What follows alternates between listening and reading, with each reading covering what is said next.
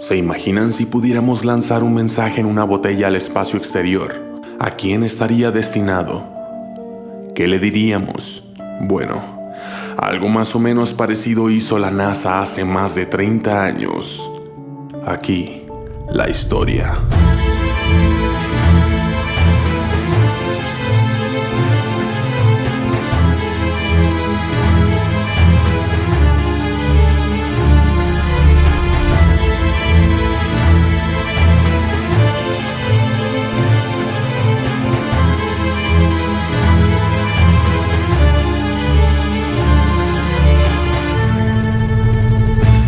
Documentalistas.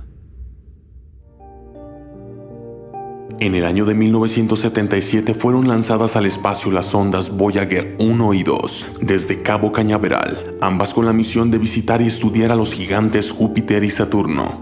Ambas sondas llegaron a Júpiter en 1979, con algunos meses de diferencia. En conjunto, enviaron a la Tierra más de 33,000 imágenes del planeta con una calidad y nitidez nunca antes vista. Monitorearon su actividad volcánica y descubrieron nuevas lunas hasta entonces desconocidas. Definitivamente los datos aportados por ambas sondas justificaron con creces el costo del proyecto. Para noviembre de 1980, la Voyager 1 ya se había acercado a Saturno, llegando a estar en su momento más cercano a tan solo 125,000 kilómetros del planeta. Y al año siguiente, su hermana, la Voyager 2, también hacía su arribo al planeta de los anillos. Es aquí donde ambas Voyager tomaron rumbos diferentes. La Voyager 1 siguió avanzando hacia los confines del sistema solar, mientras que la Voyager 2 fue redirigida hacia Urano y Neptuno, algo no previsto en el proyecto original.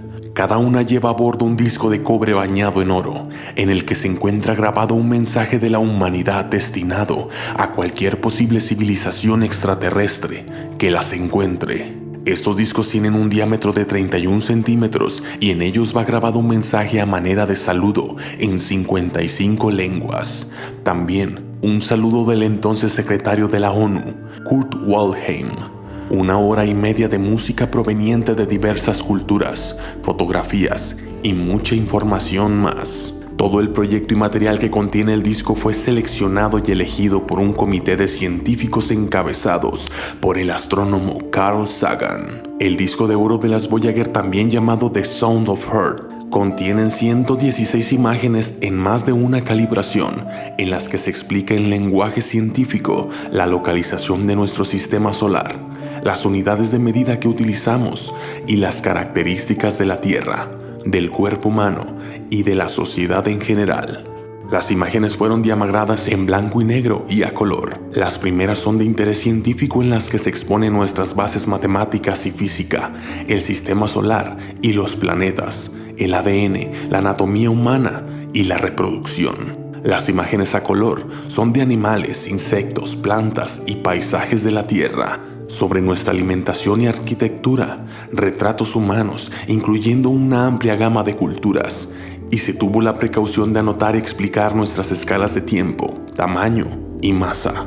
Las medidas y escalas utilizadas necesitan pocas referencias físicas y aún se cree que pueden ser compatibles en cualquier lugar del universo. En ambos discos también fue incluido un mensaje del entonces presidente de los Estados Unidos, Jimmy Carter, que decía: lanzamos este mensaje al cosmos. De los 200,000 millones de estrellas de nuestra galaxia, algunas, tal vez muchas, pueden tener planetas habitados y civilizaciones con tecnología espacial. Si una civilización intercepta nuestra nave y puede descifrar el contenido, este es nuestro mensaje. Estamos tratando de sobrevivir a nuestro tiempo para poder vivir en el de ustedes. Esperamos algún día, después de haber resuelto los problemas que enfrentamos, unirnos a una comunidad de civilizaciones galácticas. Este registro representa nuestra esperanza, nuestra determinación y nuestra buena voluntad en el universo vasto e impresionante. También fueron incluidos una serie de sonidos tales como el oleaje, viento, truenos y de algunos animales, incluyendo cantos de pájaros y ballenas. La selección musical fue variada e incluía los ritmos y melodías más representativas del planeta, que abarcaban desde Beethoven, pasando por Wampingu, Mozart, Stravinsky, hasta Chuck Berry. Las 116 imágenes fueron codificadas en forma analógica y compuestas por 512 líneas verticales. El resto del disco es de audio, diseñado para ser escuchado a 16 revoluciones por minuto. Para facilitar el uso del disco a una eventual civilización extraterrestre que lo encuentre, la NASA incluyó en ambas Voyagers la aguja necesaria para que alguien reproduzca el contenido del disco. En la esquina superior izquierda de su superficie es fácilmente reconocible el esquema de un fonógrafo y su aguja. En él se muestra la posición correcta para ejecutar el registro desde el inicio. El gráfico indica que su ejecución debe iniciar de afuera hacia adentro. Debajo de este primer dibujo hay una vista lateral del disco y la aguja, con un número binario que muestra el tiempo necesario para reproducirlo, alrededor de 1 hora.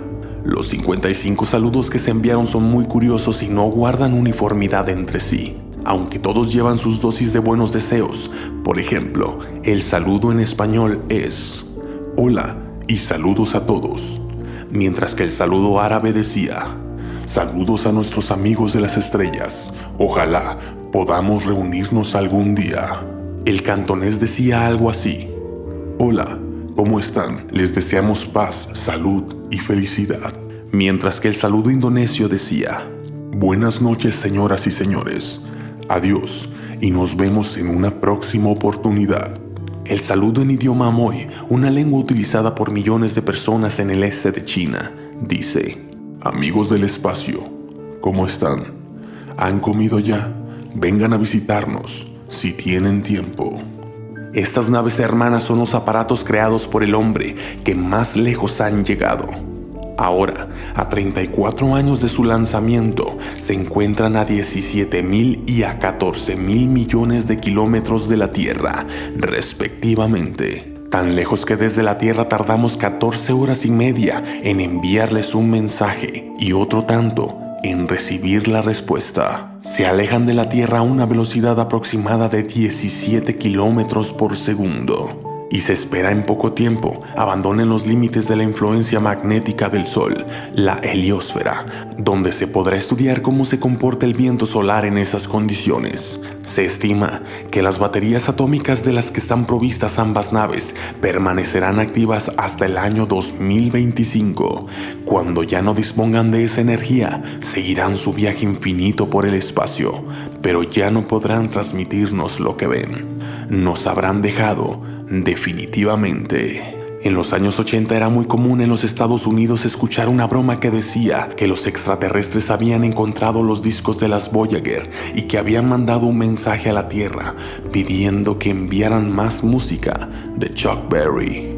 Debido al tamaño del universo y a las inmensas distancias que separan a las estrellas, el mismo Carl Sagan dijo que si hipotéticamente hubiesen otras formas de vida capaces de recibir y descifrar el mensaje de las Voyager, esto no sucedería sino hasta dentro de 40.000 años. En todo caso, nada mejor que la frase de Carl Sagan: a veces creo que hay vida en otros planetas, y a veces creo que no. En cualquiera de los dos casos, la conclusión es asombrosa. Esto fue Mensaje para un extraterrestre. Los documentalistas.